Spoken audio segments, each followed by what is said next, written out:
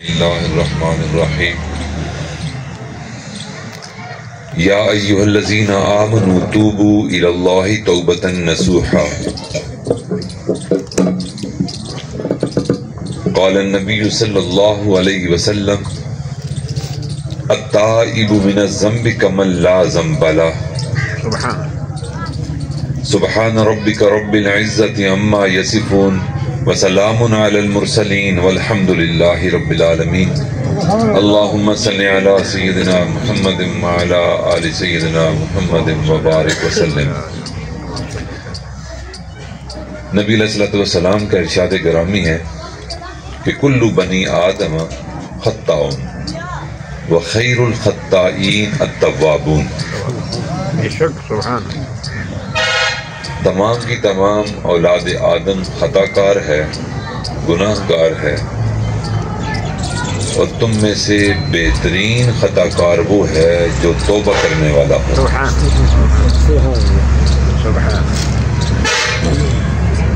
اب جب تمام انسان خطا کار ہیں، نبی علیہ الصلوۃ والسلام نے ان میں سے کسی کو، ہم میں سے کسی کو مستثنا قرار نہیں دیا۔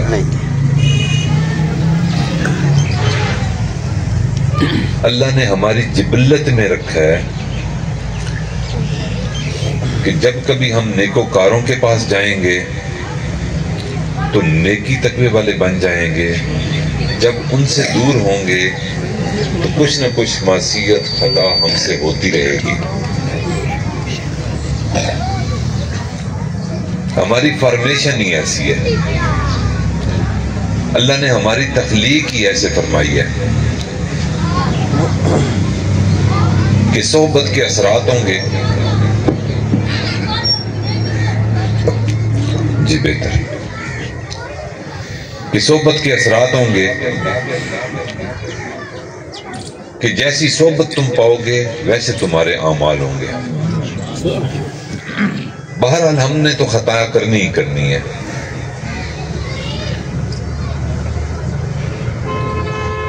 سراپا شر وہ شیطان ہے، سراپا خیر وہ فرشتے ہیں، اور خیر اور شر کا مجموعہ وہ انسان ہے۔ یعنی کبھی خیر بھی کرے گا اور کبھی اس سے گناہ بھی ہوں گے۔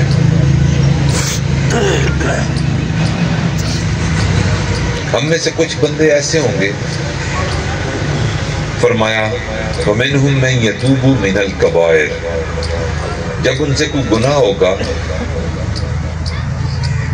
اور وہ گناہ کبیرہ ہوگا، اللہ رب العزت سے اپنے گناہ کبیرے پر ندامت کا اظہار کرتے ہوئے معافی مانگیں گے، اللہ تعالیٰ اس کبیرہ گناہ کو توبہ کرنے کی وجہ سے معاف فرما دیں گے۔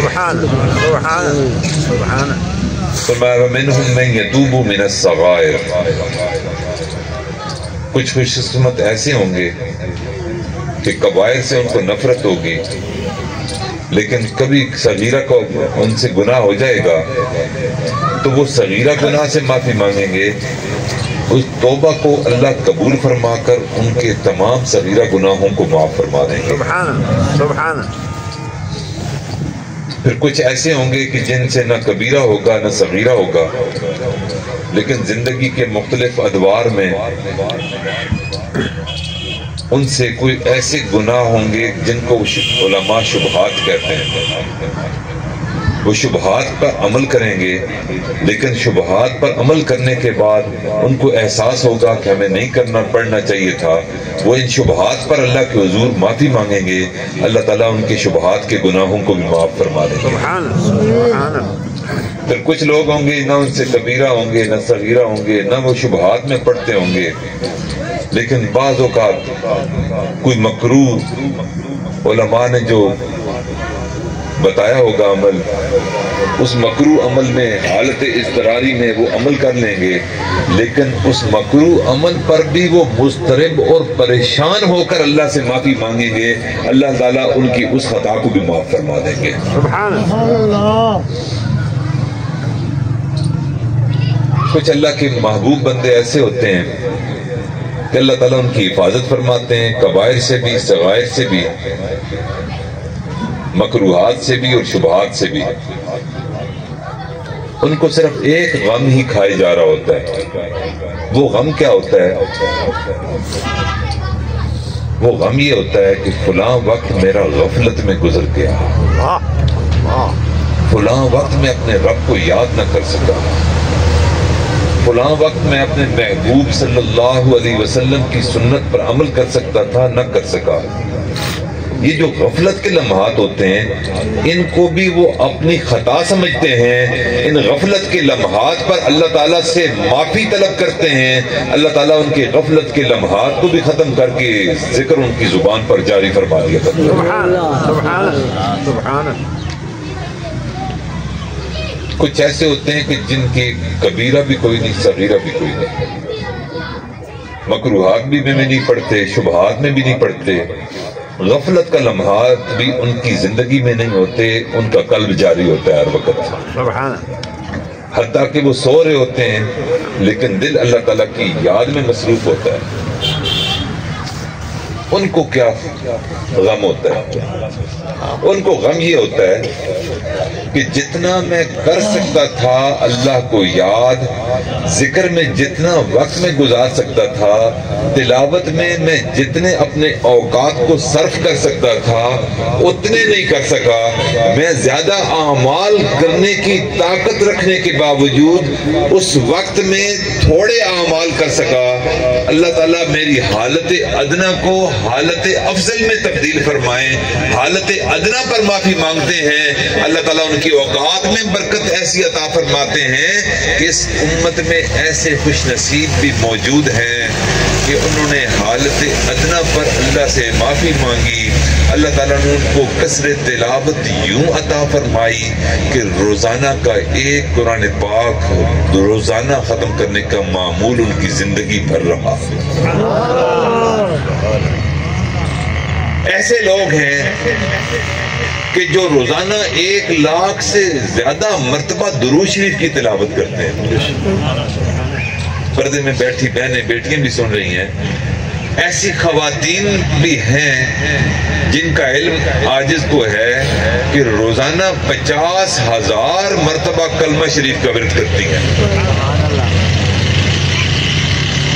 تو یہ حالت ادنا پر بھی اللہ تعالیٰ سے معافی مانگنی چاہیے کہ ہم چاہتے تو تلاوت زیادہ کر سکتے، ہم چاہتے تو زیادہ درود شریف پڑھ سکتے، ہم چاہتے تو راتوں کو اٹھ کر زیادہ نوافل پڑھ سکتے ہیں، لیکن اب یہ خطا وہ سمجھنے لگ پڑے، اللہ تعالیٰ نے ان کی اس کمزوری کو دور فرما دیا اور حالت ادنا کو تبدیل فرما کر حالت عظیمت ان کو عطا فرما دی۔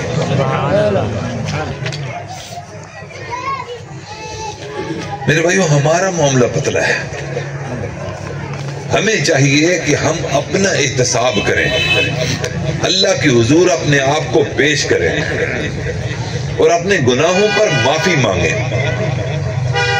اللہ تعالیٰ ہر طبقے کی توبہ کو قبول کرنے والے ہیں۔ اللہ تعالیٰ گناہ گار کی توبہ کو قبول فرماتے ہیں، اللہ تعالیٰ نصارہ کی توبہ کو قبول فرماتے ہیں، اللہ تعالیٰ یہود اگر دائرہ ایمان میں آنا چاہیں ان کی توبہ کو قبول فرماتے ہیں۔ اللہ اتنے کریم ہے کہ اگر نفاق کسی کے اندر ہو اور وہ اپنے نفاق کو چھوڑنا چاہے، اللہ تعالیٰ منافق کی توبہ کو بھی قبول فرما لیتے ہیں۔ حتیٰ کہ اللہ اتنے کریم ہے کہ اگر کوئی بندہ مرتد ہو جائے تو اللہ نے فرمایا فوراً اس کو نہ مارنا، یہ میرا بندہ ہے، یہ بھولا ہوا ہے، تم 3 دن اس کو سمجھاتے رہو، علماء کو بھیجو اس کے پاس، اس کو تبلیغ کرتے رہے، اللہ کی کریمی کا بتاتے رہے، نبی علیہ السلام کی رسالت اور اس پر ایمان لانے کا کہتے رہے، اس کی شبہات کا ازالہ کرتے رہے، جیسا تیسا ہے میرا بندہ ہے، اگر یہ مرتد ہو گیا ہے، دائرہ ایمان سے خارج ہو گیا ہے تو اس کو سمجھاتے رہو، اگر 3 دن تک یہ میرا بندہ سمجھ جائے تو میں نے اس کو معاف کر دیا، تم بھی اس کو معاف کر دینا۔ اتنے کریم رب ہے۔ لیکن میرے بھائیو، ایک کام ہم نے کرنا ہے، توبہ کے لیے ہماری نیت خالص ہونی چاہیے۔ آج عمومی طور پر ہم نے دیکھا ہے کہ جب بھی ہم دعا کے لیے ہاتھ اٹھاتے ہیں تو زبان سے جو کلمات ادا کر رہے ہوتے ہیں دل ان کی تصدیق نہیں کرتا. علماء فرماتے ہیں کہ نیت ہونی چاہیے ایسی کہ جو بالکل ہر قسم کی ملاوٹ فساد سے پاک ہو اور جو کلمات زبان سے ادا کر رہے ہوں دل اس کی تصدیق کر رہا ہو. اقرار باللسان و تصدیق بالقلب، یعنی بندہ سراپا عاجزی اختیار کرتے ہوئے، اپنے آپ کو ذلیل سمجھتے ہوئے، خطا کار سمجھتے ہوئے، گناہگار سمجھتے ہوئے، اپنے آپ کو مجرم سمجھتے ہوئے، اپنے گناہوں کو یوں اپنے سامنے مجسم جیسے دیکھ رہا ہو، میں نے یہ بھی کیا، میں نے یہ بھی کیا، میں نے یہ بھی کیا، تمام خطاؤں کو سامنے لائے اور زبان سے جو بات بھی کر رہا ہو دل اس کی تصدیق کر رہا ہو. ایسی توبہ بندے کو کرنا چاہیے. توبہ کے الفاظ بھی علماء نے بتائے، لیکن یہ الفاظ نہیں، یہ دل کا معاملہ ہے. یہ نہیں کہ ہم نے زبان سے ہی کہنا ہے، ہم نے دل کی تصدیق کے ساتھ کہنا ہے جو کچھ کہنا ہے. فرمایا تبت الی اللہ، میں اللہ سے توبہ کرتا ہوں. سبحان اللہ.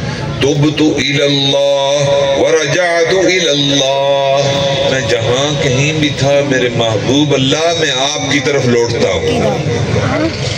وندمت علی ما فعلت، میرے مالک میں نے جو گناہ بھی کیا میں اس پر نادم ہوں، پشیمان ہوں، اور پشیمان ہو کر میں آپ سے معافی مانگ رہا ہوں. وعزمت علی الا اعود بالمعاصی ابدا، اور میرے مالک جو گناہ میں کر چکا جس کی معافی مانگ رہا ہوں میں تجھ کو گواہ بنا کر کہتا ہوں کہ زندگی میں پھر اس کی طرف نہیں لوٹ کر آؤں گا، اس گناہ کی طرف. میرے بھائیو ہماری کیفیت کیا ہوتی ہے جب کوئی گناہ کر لیتے ہیں تو دعا کے دوران ہی ہمارا ارادہ کوئی نہیں ہوتا کہ ہم نے گناہ چھوڑنا ہے، کہ طوطے کی طرح یہ توبہ ہم کر رہے ہیں، پڑھ رہے ہیں، رٹ رہے ہیں، لیکن دل سے گواہی نہیں دے رہا ہوتا. دل کہہ رہا ہوتا ہے تم جھوٹے ہو، ضمیر کا بوجھ ہوتا ہے، اور پھر بندہ گناہ کی طرف پھر دوڑ پڑتا ہے. ایسی توبہ پر بھی ہمیں توبہ کرنے کی ضرورت ہے. ایسی توبہ بھی ہماری استغفار کی محتاج ہے. کوئی اور عمل نہ بھی ہو، ایسی توبہ جو خالی خلی ہو، دھوکہ دینے والی ہو. اپنے آپ کو اللہ کو کوئی دے سکتا ہے دھوکہ؟ اپنے آپ کو دھوکہ دینے والی ہو. یہ جو اپنے آپ کو دھوکہ دینا ہے اس پر بھی ندامت کا اظہار اللہ کے حضور کرنا چاہیے.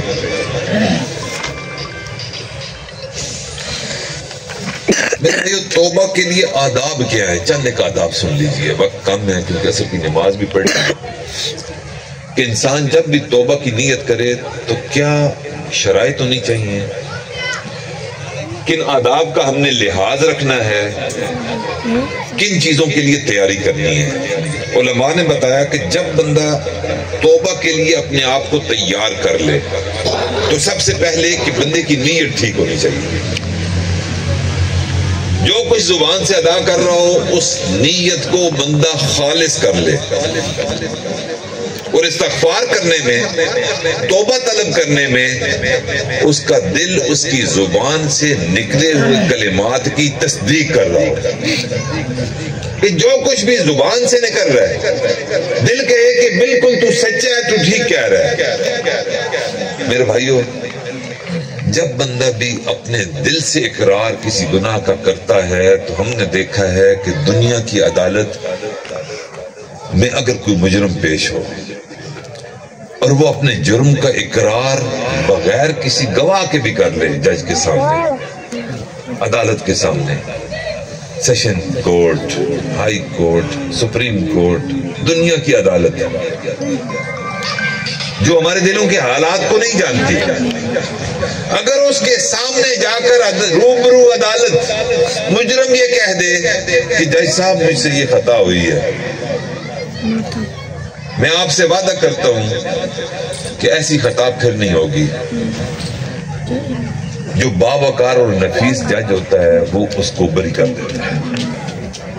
کس نے خود اقرار کیا ہے؟ حالات، واقعاتی شہادتیں، گواہ موجود نہیں، اس کے باوجود یہ اقرار کر رہا ہے چنانچہ میں اس کو معاف اور بری کرتا ہوں. میرے بھائیو، اسی طرح بندہ جب اپنے رب کے سامنے بھی یوں اقرار کرے کہ میرا مالک خطا کار بندہ حاضر ہے، جو اپنے منہ سے خود اقرار کر رہا ہے میرے گناہ کو آپ کے علاوہ میرے مالک کوئی نہیں جانتا، دنیا میں میری ساتھ لوگوں نے عزت کے لقب لگائے ہوئے ہیں، کوئی مجھے خان صاحب کہتا ہے، کوئی چودھری صاحب کہتا ہے، کوئی پیر صاحب کہتا ہے، کوئی حافظ اور قاری صاحب کہتا ہے، کوئی زمیندار اور دکاندار صاحب کہتا ہے، کوئی صوبیدار اور حوالدار کہتا ہے. مجھے لوگ عزتوں کے خطاب دیتے ہیں، لیکن آپ تو جانتے ہیں میں نے آپ کا حکم توڑا ہے.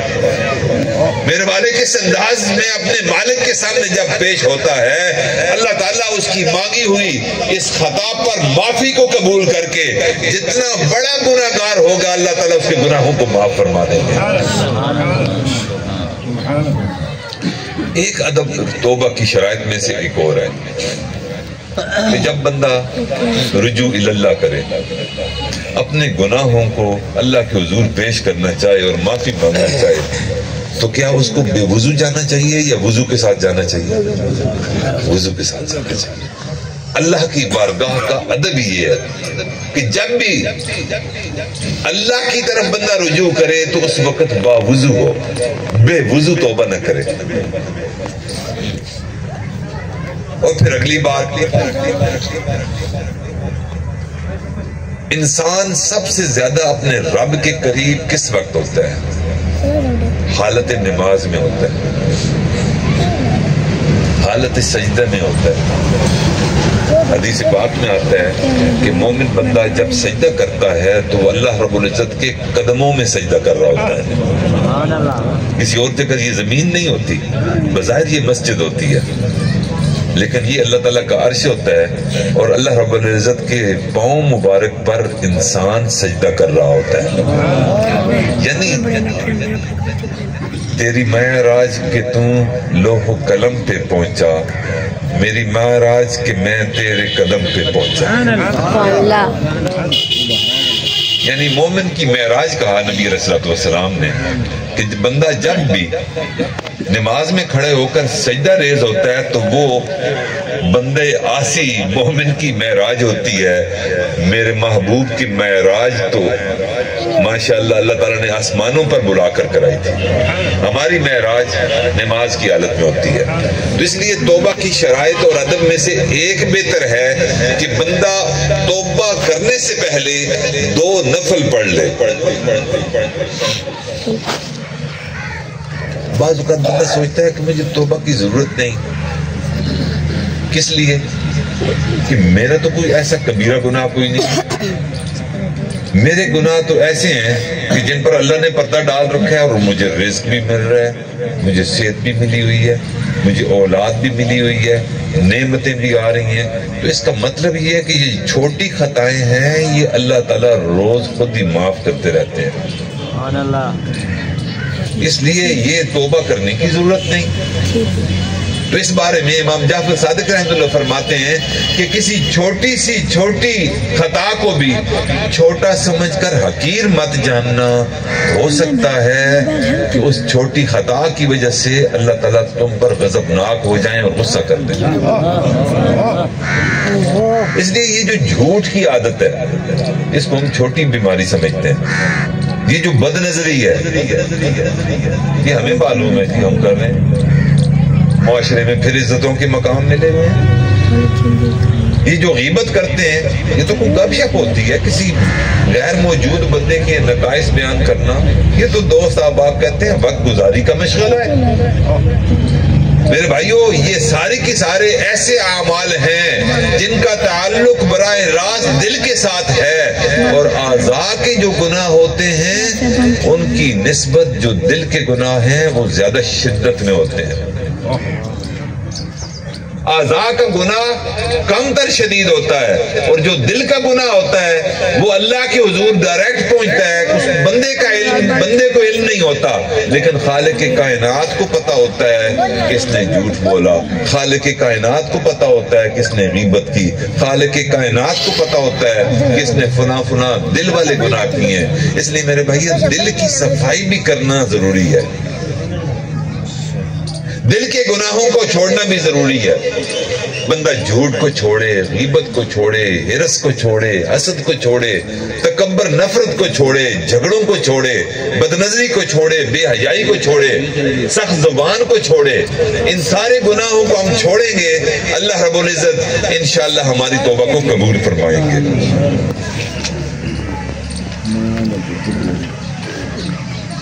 بندے گناہگار سے اللہ تعالیٰ زیادہ محبت رکھتے ہیں یا ایسا بندہ جو ہر وقت نیکی کرتا رہے اور اس سے گناہ نہ ہو، اس سے زیادہ محبت کرتے ہیں؟ یہ علماء کے درمیان بعض اوقات بحث چلتی ہے کہ ایک بندہ وہ ہے کہ جس سے گناہ سرزد ہو گیا، گناہ سرزد ہونے کے بعد اس نے توبہ کر لی، گناہ ختم ہو گئے، اور دوسرا مقابلے میں وہ بندہ ہے کہ جس سے خطا ہی کوئی نہیں ہوئی۔ ایسے خوش نصیب بھی تو ہوتے ہیں نا کہ ہر وقت اللہ کی مرضیات، اللہ تعالیٰ کی خوشنودی اور اللہ تعالیٰ کو راضی کرنے کے پیچھے فاستبقوا الخیرات دوڑتے رہتے ہیں خیر کے کاموں کی طرف۔ ایسے لوگ ہوتے ہیں تو علماء کہتے ہیں یہ زیادہ افضل ہے یا جو گناہ کر کے توبہ کر لے وہ افضل ہے۔ اب ایک کی دلیل کیا ہے؟ جو کہتا ہے کہ گناہگار سے زیادہ نیکوکار جس سے خطا نہیں ہوتی وہ زیادہ افضل ہے۔ وہ مثال دیتے ہیں کہ کپڑا ہو اور کپڑے کو درمیان سے پھاڑ لیا جائے، یوں دامن ہو درمیان میں سے پھاڑ لیا جائے اور پھر کسی درزی کو دیا جائے کہ اس کو رفو کر دو، تو پھٹنے سے نقص تو آ گیا نا، پھٹنے سے اس کے اندر عیب تو آ گیا، وہ دور سے نظر آئے گا بھلے اس کی رفع ہو جائے۔ وہ کہتے ہیں نہیں، گناہ گار بندے سے زیادہ افضل وہی ہے جو نیکوکار ہو جس سے خطا نہ ہوتی ہو۔ اب دوسرا طبقہ کیا کہتا ہے؟ دوسرا طبقہ یہ کہتا ہے کہ نہیں، جو نیکوکار ہوتا ہے نا اس نیکوکار کو خوش فہمی ہوتی ہے، نیکوکار کو بھروسہ ہوتا ہے کہ میں نے راتوں کا تہجد پڑھے ہیں۔ جو پرہیزگار ہوتا ہے اور مالدار ہوتا ہے اس کو بھروسہ ہوتا ہے اپنے مال پر جو اس نے صدقہ کیا ہوتا ہے۔ جو ذاکرین ہوتے ہیں ان کو بھروسہ ہوتا ہے اپنے ذکر پر اپنے وقت کو صرف کرتا رہا۔ تو جو نیکوکار تھا اس کا انحصار اس کی عبادت، اس کی ریاضت اور اللہ تعالیٰ کے راضی کرنے والے اعمال پر ہوا، اور جو بدکار تھا جس نے توبہ کر لی اس کو اپنے اعمال پر کوئی تکیہ نہیں، کوئی انحصار نہیں، کوئی بھروسہ نہیں، اس کو اپنے رب کی رحمت پر بھروسہ ہوتا ہے۔ اللہ تعالیٰ اس بندے کو زیادہ پسند فرماتے ہیں۔ پھر فرمایا کہ جو بندہ بھی توبہ تائب ہو جاتا ہے میرے کاغذوں میں ایسے ہی ہوتا ہے کہ جس طرح اس نے کوئی گناہ کیے ہی کوئی نہیں۔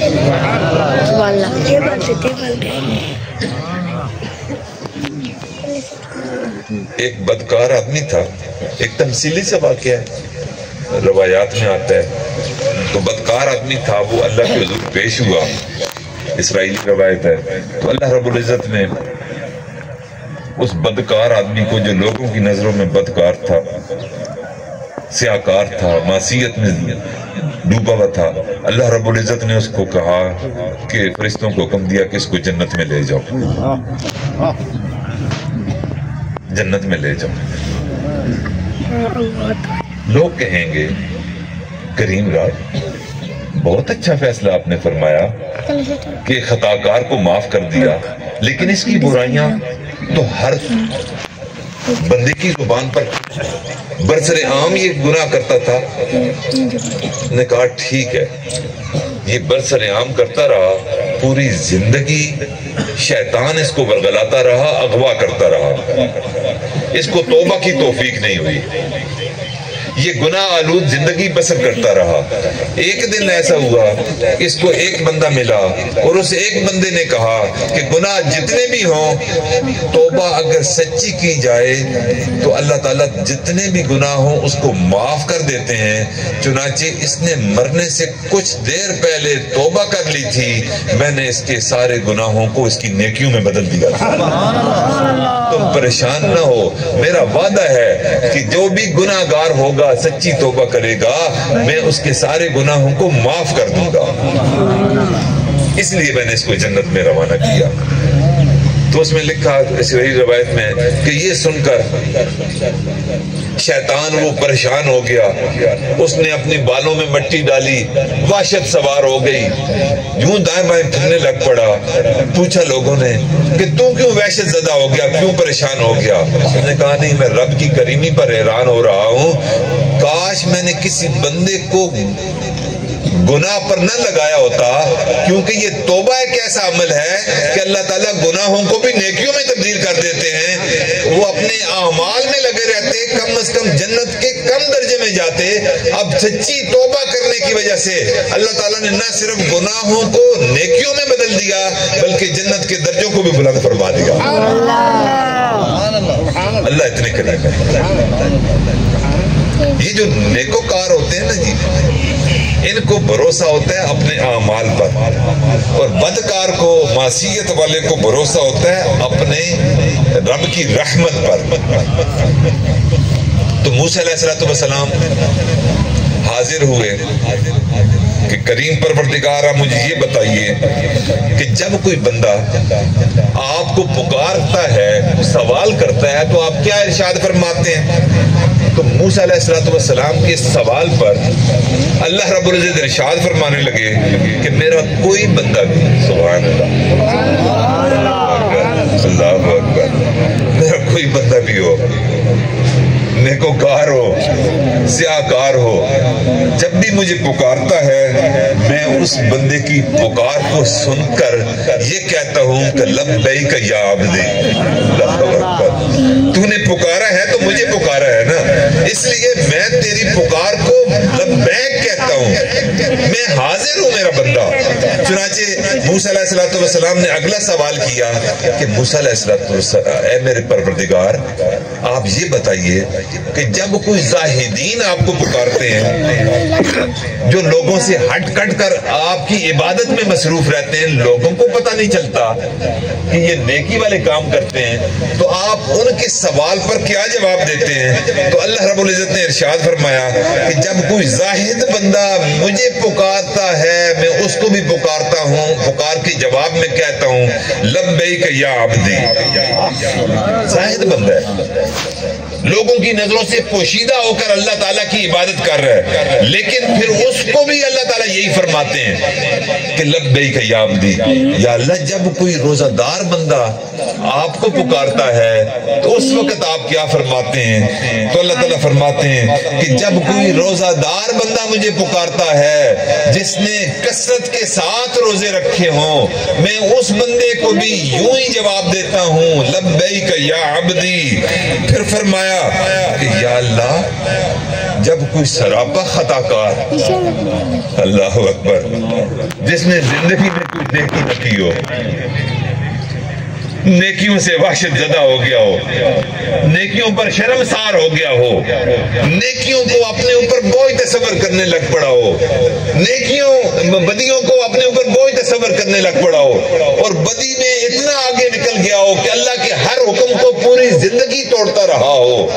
میرے پروردگار بندہ اس کے نام اعمال میں کوئی نیکی نہ ہو, ساری بدیاں ہوں, ساری خطائیں ہوں, ساری معصیتیں ہوں, آپ کے حکموں کا توڑنا ہو, وہ اگر کبھی زندگی میں آپ کو پکارے تو پھر آپ کیا جواب دیتے ہیں؟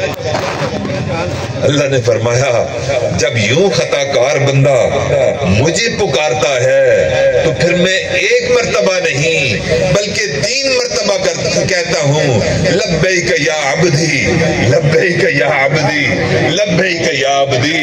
تو بھولا ہوا تھا, میں تیرے انتظار میں تھا, باقی تو میرے در پہ آتے رہتے تھے, میں دیکھتا تھا کہ میرا وہ خطا کار بندہ کب میرے در پر آئے گا, تو وہ تو مایوس نہ ہونا، تو نے مجھے ایک مرتبہ پکارا، میں نے 3 مرتبہ تیری پکار کو جواب دیا کہ میرا بندہ میں حاضر، میں حاضر، میں حاضر، تو نے مجھے کیوں پکارا؟ میں حاضر ہوں میرا بندہ۔ یا اللہ یہ کیا ماجرا کہ نیکوکاروں کو آپ ایک مرتبہ لبیک کہتے ہیں اور خطا کاروں کو آپ 3 مرتبہ لبیک کہتے ہیں؟ موسیٰ علیہ السلام نے پوچھا تو اللہ رب العزت نے جواب دیا کہ موسیٰ علیہ السلام تمہیں نہیں پتا، جو نیکوکار ہوتے ہیں ان کو اپنے مجاہدوں پر بھروسہ ہوتا ہے، ریاضتوں پر وہ بھروسہ رکھتے ہیں، ان کے پر تقیہ کرتے ہیں کہ میرے اعمال بہت اچھے ہیں، امید ہے اللہ مجھے معاف کر دے گا۔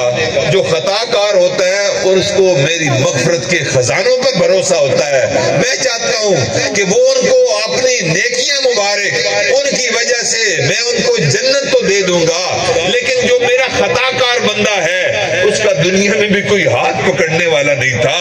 اگر موت سے پہلے اس نے بھروسہ میری مغفرت پر کیا، میری رحمت پر کیا، تو دنیا سے تو مایوس تھا، میں رب سے اس کو مایوسی تو نہیں تھی۔ چنانچہ اس کی اس بھروسے کو میں پورا کرتا ہوں اور اس کے سارے گناہوں کو معاف کر دیتا ہوں۔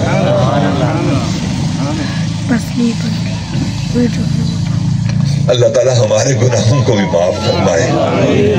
میرے بھائیوں، ہم نے دیکھا کہ دنیا کے سخی لوگ جو ہوتے ہیں، دنیا کے جو بڑے لوگ ہوتے ہیں، ان کے پاس بہت سے ملازم ہوتے ہیں، کارندے ہوتے ہیں، خادم ہوتے ہیں، خادمائیں ہوتی ہیں۔ کوئی کچن میں کام کر رہا ہوتا ہے، کوئی ڈرائنگ روم کی صفائی پر لگا ہوتا ہے، کوئی مہمانوں کی تواضع میں لگا ہوتا ہے۔ بڑے لوگوں کے بڑے ملازم ہوتے ہیں، لیکن ان کے اندر جو بھی نفیس سخی ہوگا، بڑا آدمی ہوگا، مال و منال والا ہوگا، اس کے اندر ایک وصف ہوتا ہے، اس کا ملازم اگر بوڑھا ہو جائے تو اس ملازم کو اللہ کہتا ہے، وہ سخی کہتا ہے کہ دیکھو تو نے پوری زندگی میری خدمت کی ہے، اب تیرے ہاتھوں میں رش آ گیا، تجھ سے کام نہیں ہوتا، جا میں نے تمہیں آزاد کر دیا، جاؤ تم اپنا کام کرتے رہو، گھر میں بیٹھو بیوی بچوں میں اپنی تنخواہ تیری جو بنتی ہے ہر ماہ تجھے پہنچاتا رہوں گا، تو نے ہماری بڑی خدمت کی ہے۔ یعنی کاموں سے آزاد کر دیا کرتے ہیں۔ اسی طرح جو بادشاہ ہوتے ہیں وہ اپنے غلاموں کو آزاد کر دیا کرتے ہیں جب بوڑھے ہو جائیں۔ تو شاعر تھا، اس نے اس بات کو، عربی کا شاعر تھا، اس نے اس بات کو یوں لیا، فرماتے ہیں ان الملوک اذا شابت عبیدہم، جب کسی بادشاہ کے غلام خدمت کرتے کرتے بوڑھے ہو جائیں، فی رقہم آتقوہم عتق احراری، تو وہ بڑھاپے میں ان غلاموں کو غلام نہیں رہنے دیتے، ان کو آزاد کر دیا کرتے ہیں۔ پھر فرمایا وانت یا سیدی اولا بذا کرمن، کہ میرے سردار تم اس بات کا زیادہ مستحق ہے، قد شبت فی رقن فاتقنی من النار، کہ میں تو غلامی کرتے کرتے بوڑھا ہو گیا، آپ مجھے نار جہنم سے بھی آزاد فرما دیں۔ دیکھیں ہم نے اپنی زندگی میں کچھ نہ کچھ نمازیں چاہے بے حضور سی پڑھی ہیں، کلمہ شریف کا ورد کرتے رہے، ہم علماء دین کی خدمت میں مصروف رہے ہیں، بوڑھی خواتین جو مجمع میں بھی موجود ہیں پوری زندگی اعمال میں تھوڑے بہت لگے رہے، مرد لگے رہے، اور ہم اللہ کے غلام تھے۔ ہم کلمہ پڑھتے پڑھتے ہم اپنے بال سفید کر بیٹھے۔ میرے مالک دنیا کو حکمران ہو، وہ اپنے بوڑھے غلاموں کو آزاد کر دیا کرتا ہے، ہم مسجد میں بیٹھے ہیں، مدرسے میں بیٹھے ہیں، جو جیسے بھی تھے، آپ کے ذکر کو ہم نے کیا، آپ کی نعت شریف کو ہم نے سنا، آپ کی تلاوت کو ہم نے سنا، ہم دور قریب سے آئے، یہاں بیٹھ کر ہم توبہ طائب بھی ہوئے۔ میرے مالک ہم اب بالوں کو بھی سفید کر بیٹھے، مہربانی فرما دیجیے آپ ہمیں نار جہنم سے آزاد فرما دیجیے۔ اللہ تعالیٰ سے دعا ہے کہ اللہ تعالیٰ ہماری اس مجلس کو قبول و منظور فرمائے، اللہ تعالیٰ ہماری توبہ کو قبول فرمائے۔ عالم بعمل حضرت مولانا راشد فاروقی صاحب کا یہ ادارہ ماشاءاللہ بڑی محنت کے ساتھ، بڑی فکر کے ساتھ اس ادارے کو وہ چلا رہے ہیں۔ بڑی خوش قسمتی ہے ہم سب کے لیے، اہل علاقہ کے لیے، کہ ایک نیا مدرسہ جو بچیوں کے لیے، بچیوں کا آج سنگ بنیاد آپ رکھ رہے ہیں، افتتاح کر رہے ہیں۔ اللہ سے دعا ہے کہ اللہ تعالیٰ ان کی اس کاوش کو قبول و منظور فرمائے، اور ماشاءاللہ ان سب علماء کے سرپرست حضرت قبلہ شاہ صاحب یہاں موجود ہیں، اللہ تعالیٰ ان کی زندگی میں برکت عطا فرمائے، ہم سب کی حاضری کو قبول و منظور فرمائے۔ اس مبارک تقریب کے موقع پر اللہ رب العزت ہمارے سارے گناہوں کو معاف فرمائے۔ بھائی ندیم عزیز صاحب کا بھی عاجز ممنون ہے، مشکور ہے کہ انہوں نے اس خوبصورت مجلس میں، ایسے خوبصورت لوگوں میں مجھے بیٹھنے کا موقع عطا فرمایا۔ اللہ تعالیٰ ان کو بھی جزائے خیر عطا فرمائے۔ خدمت میں ہمیشہ مکی مدنی ماشاءاللہ بچے ہمارے خدمت میں رہتے ہیں، اللہ تعالیٰ ان کو اپنے مقبول بندوں میں شامل فرمائے۔ وآخر دعوانا ان الحمدللہ رب العالمین۔ پیچھے ان کلمات کو پڑھ لیجئے۔ بسم اللہ لا الہ الا اللہ محمد رسول اللہ آمنت باللہ وملائکتہ وکتبہ ورسلہ والیوم الآخر والقدر خیرہ وشرہ من اللہ تعالی والبعث بعد الموت آمنت باللہ کما ہوا بأسمائه وصفاته وقبلت جميع أحكامه إقرار باللسان وتصديق بالقلب أشهد أن لا إله إلا الله وأشهد أن محمدا عبده ورسوله أستغفر الله ربي من كل ذنب وأتوب إليه برحمتك يا أرحم الراحمين۔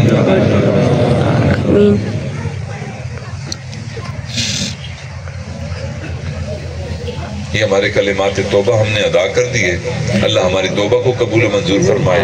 اور کچھ ساتھی یہاں بیعت کے لیے عاجز کو انہوں نے کہا تھا، تو جنہوں نے یہ کلمات میرے پیچھے پڑھ لی ہیں اور وہ سلسلے میں داخل ہونا چاہتے تھے، وہ سلسلے عالیہ نقشبندیہ میں بیعت بھی عاجز سے ہو گئے۔ اللہ تعالی ہم سب کی اس مجلس کو، توبہ کو اور توبہ کے کلمات کو قبول و منظور فرمائے۔ دعا فرما دیجیے۔ سبحان ربي الوهاب اللهم صل على سيدنا محمد وعلى آل سيدنا محمد وبارك وسلم ربنا آتنا في الدنيا حسنة وفي الآخرة حسنة وقنا عذاب النار ربنا ظلمنا أنفسنا وإن لم تغفر لنا وترحمنا لنكونن من الخاسرين اللهم اهدنا فيمن هديت وعافنا فيمن عافيت وتولنا فيمن توليت وبارك لنا فيما آتيت وقنا شر ما قضيت إنك تقضي ولا يقضى عليك إنه لا يذل من واليت ولا يعز من عاديت تبارك ربنا وتعاليت نستغفرك ونتوب إليك۔ اے کریم پروردگار عالم، ہم آپ کے عاجز مسکین بندے ہیں، ہمارے گناہوں کو معاف فرما۔ ہمارے پردے میں بیٹھی ہوئی ہماری بیویاں بھی دعاؤں میں شامل ہو جائیں۔ اے کریم پروردگار، ہمارے بندے اور بندی ہم آپ کے ہیں، میرے مالک ہمارے گناہوں کو معاف فرما، خطاؤں سے درگزر فرما، عیبوں کی پردہ پوشی فرما، دن رات میں کیے گناہوں کو معاف فرما، بھولے یاد گناہوں کو معاف فرما، تنہائیوں محفلوں میں کیے گناہوں کو معاف فرما، ارادہ بے ارادہ کیے گناہوں کو معاف فرما، میرے مالک جو گناہ اعلانیہ کیے ان کو بھی معاف فرما، یا اللہ جو خفیہ کیے ان گناہوں کو بھی معاف فرما، ہمارے صغیرہ کبیرہ تمام گناہوں کا خاتمہ فرما، اے بے قصوں کے دستگیر، اے ٹوٹے دلوں کو تسلی دینے والے، اے خالی جھولیاں بھر کر دینے والے کریم رب، اے میرے مالک آج آپ کی اللہ وحی کے علم کے لیے بچیوں کے لیے ایک مدرسے کا آغاز ہونے جا رہا ہے، میرے مالک اس مدرسے کو، اس بنات کے مدرسے کو اپنے مقبول مدارس میں شامل فرما، پورے علاقے کی خواتین کے لیے رشد و ہدایت کا مرکز بنا، بھائی راشد صاحب کی اس خدمت کو قبول و منظور فرما، میرے مالک اس ادارے میں جو بچیاں پڑھیں یا اللہ ان کو قرآن پاک کی حافظہ بنا، عالمہ بنا، ناشرہ بنا، یا اللہ مفسرہ بنا، مبلغہ بنا، میرے مالک ان کو قرآن پاک کی عاشقہ بنا، اے میرے مالک دور قریب سے لوگ آئے یا اللہ جس کی گفتگو انہوں نے بڑی نہماک کے ساتھ توبہ والی سنی، میرے مالک ہمارے بوڑھے بھی، جوان بھی، بچے بھی، یا اللہ سارے کے سارے آپ کے در پر حاضر ہیں، میرے مالک میں ان کا متکلم ہو کر آپ کی طرف یا اللہ تو رجوع کرتا ہوں، میرے مالک ان سب کی طرف سے یا اللہ میں معافی مانگتا ہوں، میرے مالک ہماری توبہ کو قبول فرما لیجئے، سارے مجمع کو قبول فرما لیجئے، یا اللہ کوئی آپ سے کچھ مانگے گا، کوئی کچھ مانگے گا، میرے مالک ہم آپ سے آپ کی محبت مانگتے ہیں، یا اللہ ہم آپ سے آپ کی چاہت مانگتے ہیں، یا اللہ ہم آپ سے آپ کو ہی کو مانگتے ہیں، یا اللہ اپنا آپ ہم سب کو عطا فرما دیجئے، اے کریم پروردگار ہمارے بیماروں کو شفا عطا فرما، بے روزگاروں کو روزگار عطا فرما، بے اولادوں کو اولاد نرینہ عطا فرما، غم میں ڈوبے ہوئے لوگوں کے دکھوں کا مداوع فرما، اے کریم آقا جن لوگوں نے یا اللہ اس مدرسے کی تعمیر میں تعاون کا اعلان کیا، یا اللہ ان کے تعاون کو قبول و منظور فرما، اے میرے مالک دور بیٹھی ہماری بہنیں بیٹیاں کسی کو اپنا ہم بھی نہیں بتا سکتی، کسی کو آگے کہہ بھی نہیں سکتی، یا اللہ ان کی تمام تکلیفوں کو دور فرما، یا اللہ جو بے اولاد ہیں ان کو اولاد نرینہ عطا فرما، ہمارے مشائخ اساتذہ والدین اعزاء اقربا جو دنیا سے رخصت ہو گئے جنت الفردوس میں اعلیٰ مقام عطا فرما، ہمارے بھائی راشد فاروقی صاحب کی والدہ محترمہ اور بھائی اللہ بخش مرحوم رحمت اللہ علیہ کی یا اللہ مغفرت فرما، اے میرے مالک ان کو اپنے قرب کے اعلیٰ درجے عطا فرما، مجمع میں جتنے لوگ بیٹھے ہیں جن کے والدین مشائخ اس دنیا سے اساتذہ چلے گئے مالک سب کے ساتھ نرمی والا معاملہ فرما، یا رب کریم جس طرح انہوں نے ہمیں اپنی زندگی میں ہم پر رحم فرمایا، یا اللہ مرنے کے بعد آپ بھی ان پر رحم فرما دیجئے، اے میرے مالک حضرت قبلہ شاہ صاحب کے فیض اس علاقے میں اور عام اور تام فرما، یا اللہ ان کی خدمات کو قبول و منظور فرما، یا اللہ بھائی ندیم عزیز صاحب مکی مدنی اور دیگر علماء کرام یا اللہ اور ساتھی جو محبت کرنے والے ہیں، یا اللہ آج اس کی گفتگو انہوں نے سنی، یا اللہ سب کو اس پر بہترین اجر بدلہ عطا فرما، ربنا تقبل منا انک انت السمیع العلیم وتب علینا انک انت التواب الرحیم وصلی اللہ علی النبی الامی الکریم برحمتک یا ارحم الراحمین۔